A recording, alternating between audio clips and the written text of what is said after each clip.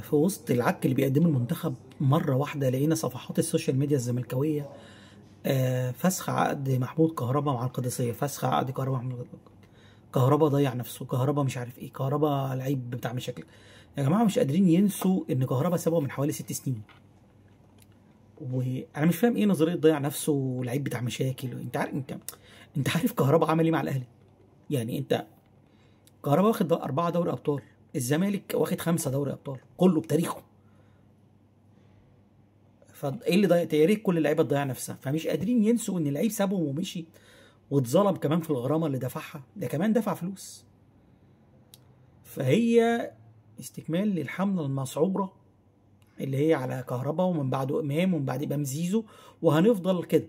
هنفضل كده الحمله مستمره لغايه ما اللاعب يبطل كوره.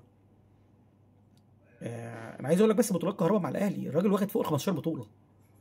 يعني واخد 4 دوري ابطال، وثلاثه دوري، وثلاثه كاس، وثلاثه سوبر محلي، وواحد سوبر افريقي، وكاس 3 قارات، غير انه واخد البرونزيه كاس عالم الانديه اللي هو الزمالك ما راحش اصلا. يعني ما فيش لعيب في الزمالك راح لعب في كاس عالم الانديه قبل كده.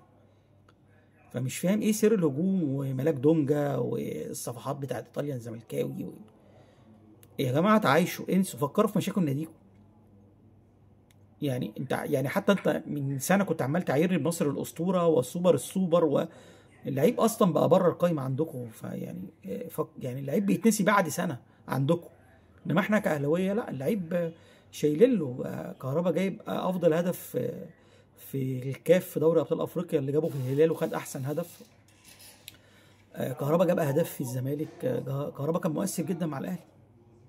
فانا مش فاهم ايه الشماته دي. وحتى يعني في وسط الله يرحمه محمد صبري وفاته وبتاع، فلسه الشماته مفيش فايده، برضه مفيش فايده.